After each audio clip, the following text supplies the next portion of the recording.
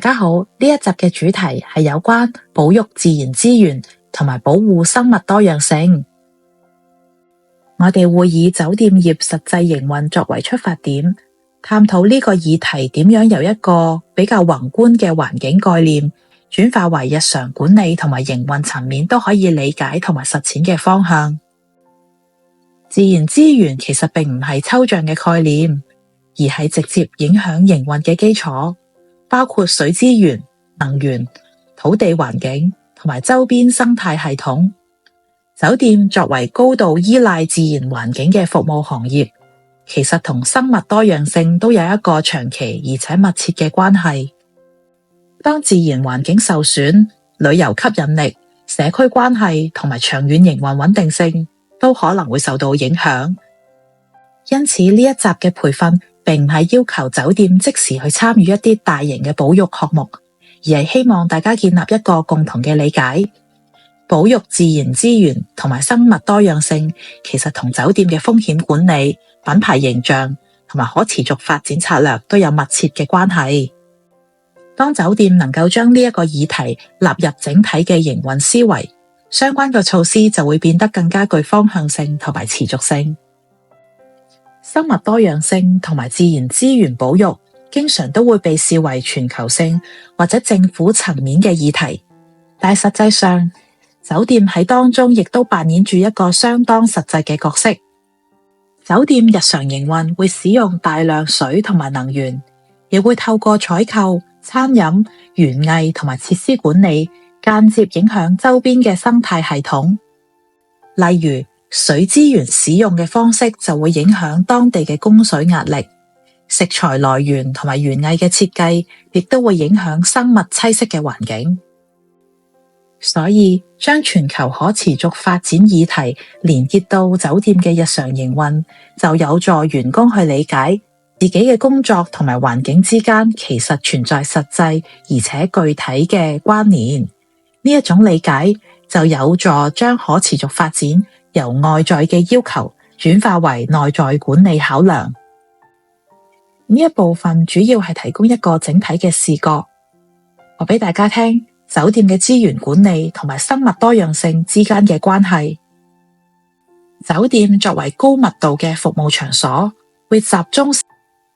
相反，透過更加有效率嘅資源管理，酒店可以降低對自然環境嘅負擔，同時提升自身營運嘅效率。呢一種雙重嘅效益，正正就係可持續發展喺酒店業中嘅核心價值。此之外，支持生物多樣性，亦都可以為酒店帶嚟正面嘅影響。當酒店周邊嘅環境更加健康，更加具生態價值，往往就更加容易吸引關注環境嘅旅客，亦有助提升品牌嘅形象同埋社區關係。水資源係酒店營運中其中一項最關鍵嘅自然資源。由客房、餐飲、洗衣房到園藝同埋泳池，幾乎所有部門都同水有直接嘅關係。從自然資源保育嘅角度嚟睇，慳水並唔只係降低水費，而係減輕對本地水資源同埋相關生態系統嘅壓力。特別係面對氣候變化同埋水資源唔穩定嘅情況之下，有效用水管理就有助提升酒店嘅營運韌性。節水嘅措施可以由理解用水結構開始，而唔一定要即時引入一啲好高成本嘅設備。當管理層同埋前線嘅員工對用水模式有基本嘅認知，後續嘅改善措施就更加具針對性，亦都較容易獲得支持。而節水措施嘅價值往往同時體現喺多個層面，而唔單止係環境層面。首先係財務效益，減少用水量，有助降低水費。其次就係環境嘅效益，節水有助保護自然水同埋生態系統，降低酒店對周邊環境嘅壓力。除此之外，節水嘅措施亦有助提升酒店嘅品牌形象。當酒店能夠清楚咁展示自己對自然資源保育嘅承諾，往往就更加容易獲得住客信任同埋忠誠度。有效嘅用水管理亦有助提升應對水資源短缺嘅能力，確保業務嘅持續性。呢一種營運韌性，正正係可持續發展對酒店帶嚟實際嘅價值之一。當酒店去討論水資源保育嘅時候，一個非常關鍵但係經常俾大家低估嘅工具就係水數據本身。水標同埋漏水檢測並唔只係技術嘅問題，而係一種風險管理同埋資源管理嘅基礎能力。酒店用水分佈非常之廣泛，頭先都有提及，包括客房、廚房、洗衣房、泳池同埋園藝嘅系統。透過分區嘅水標或者重點設施嘅監測，酒店就可以逐步去建立對水模式嘅理解，分別邊啲地方屬於正常嘅消耗，邊一啲地方可能涉及異常同埋潛在嘅問題。漏水嘅問題特別值得關注，因為佢往往長時間存在而唔容易俾大家察覺。細小嘅滲漏可能對營運影響唔係好大，但係長期累積就會對水資源同埋基礎嘅設施造成壓力。從自然資源嘅角度嚟睇，如果大家及早發現漏水，就有助避免不必要嘅水資源流失，同時減少對周邊水系統嘅影響。因此，水標同埋漏水檢測唔單止係節水嘅工具，而係幫酒店由被動反應轉向主動管理水資源嘅重要一步。泳池往往都會被視為酒店嘅休閒設施，但係從資源管理嘅角度嚟睇，泳池亦係一個用水同埋能源消耗相對集中嘅地方。泳池蓋嘅主要功能之一係減少水分嘅蒸發。蒸發唔單止係導致水量流失，亦都會帶走熱能，令加熱系統需要更頻繁去運作。當酒店喺非使用時段使用泳池蓋，可以同時減少補水需求同埋能源嘅消耗，從而降低對自然資源嘅壓力。另外，泳池嘅結構或者管道嘅滲漏，往往都難以即時察覺。透過定期檢測水位變化同埋設備嘅狀況，酒店就可以及早發現異常，避免長期浪費水資源。呢一類檢查嘅措施，投資成本相對較低，但係對資源保育同埋營運嘅穩定性都有正面嘅影響。所以理解泳池嘅管理同埋自然資源之間嘅關係，就有助同事將設施維護同埋可持續發展連起埋一齊。低流量嘅設備同埋重用計劃，代表住酒店用水管理由減少消耗，進一步步向提高效率同埋循環使用。低流量花灑、水龍頭同埋廁所嘅設計，透過改善出水方式，同樣可以提供良好嘅使用體驗，同時亦都可以減少實際嘅用水量。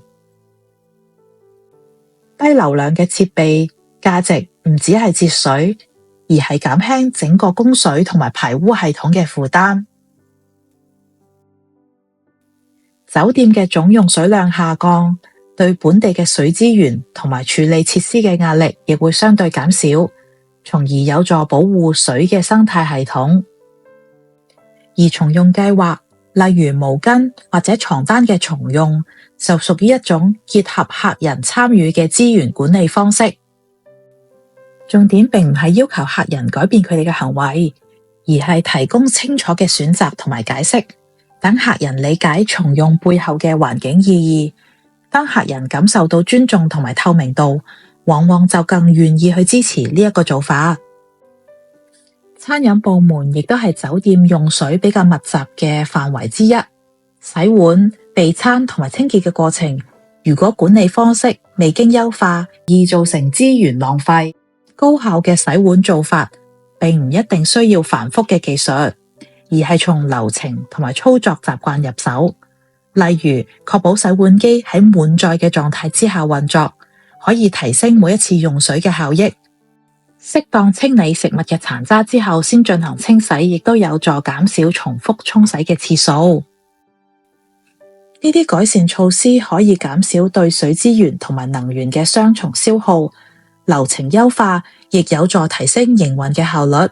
減少設備嘅磨損同埋維修嘅需求。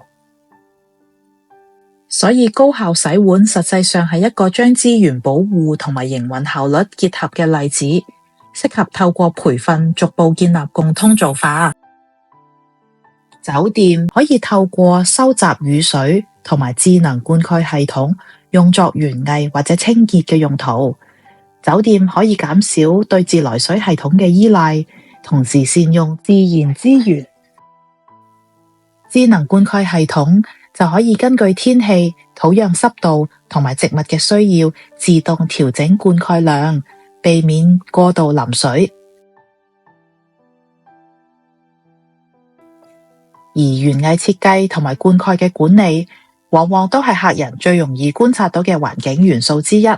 當用水嘅方式更加貼近自然規律，酒店嘅可持續理念亦都更加容易被理解同埋認同。喺討論自然資源保育同埋生物多樣性嘅同時，能源使用同埋排放其實都係一個唔可以分割嘅議題。能源消耗除咗直接影響營運成本，亦都會透過溫室氣體排放間接影響氣候嘅系統，而氣候變化正正係當前威脅生物多樣性嘅主要原因之一。能源嘅使用唔單止係發生喺冷氣、照明或者熱水系統，亦都滲透喺整個營運嘅流程之中。當能源使用效率提升，除咗可以減少排放，亦有助降低對自然資源嘅整體壓力。減少能源使用並唔一定代表降低服務嘅水平，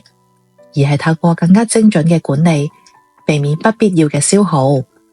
當酒店能夠將能源管理同埋自然資源保育一併考慮，相關嘅措施就會更加具整體性，而唔會變成零零散散嘅行動。生物多樣性指嘅唔單止係野生動物嘅數量，而係整個生態系統嘅健康。酒店營運雖然未必直接破壞生態，但係透過土地嘅使用、資源消耗同埋採購嘅選擇，仍然會對周邊生態環境產生影響。所以保護生物多樣性嘅重點，並唔係進行大型嘅生態工程，而係避免對自然系統造成額外嘅壓力。例如減少污染、控制噪音、避免使用對生態有害嘅物料，都屬於間接但係有效嘅保護方法。此外，酒店亦都可以透過選擇對生物多樣性友善嘅產品同埋服務，逐步將保育嘅理念融入喺營運嘅流程。呢一種做法有助將生物多樣性嘅保護由抽象嘅概念轉化為實際可以管理嘅行動方向。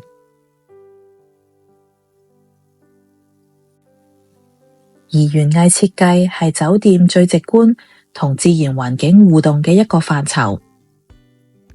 透過可持續園藝嘅做法，酒店可以同時提升景觀嘅質素，同埋支持本地嘅生態系統。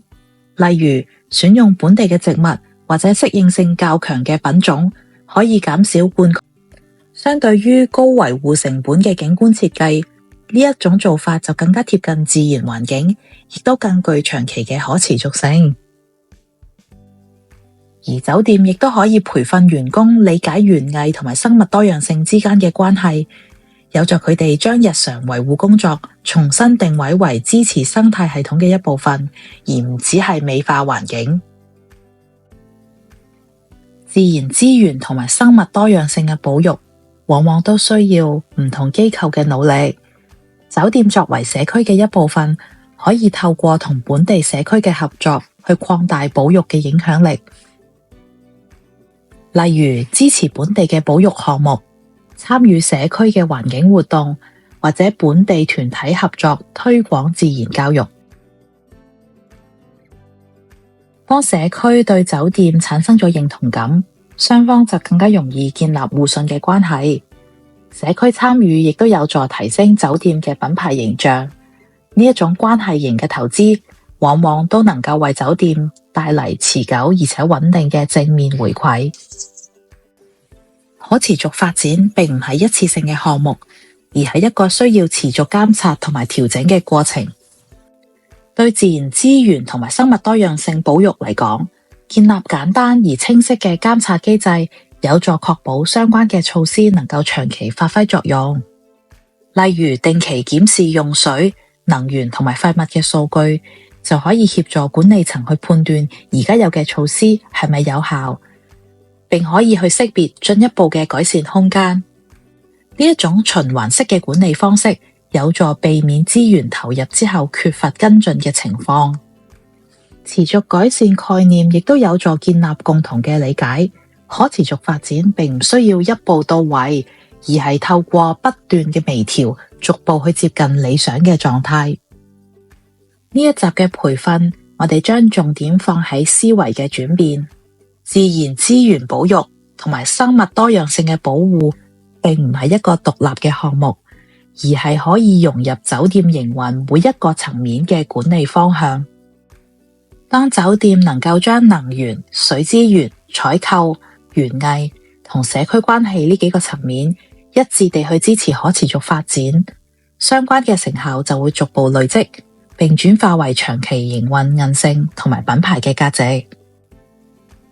多謝大家今日嘅參與。喺結束之前，想麻煩大家花少少時間掃描呢個二維碼，填寫一份簡單嘅問卷。你哋嘅意見對我哋嚟講非常重要，可以幫助我哋改進同埋完善未來嘅課堂。再次感謝大家。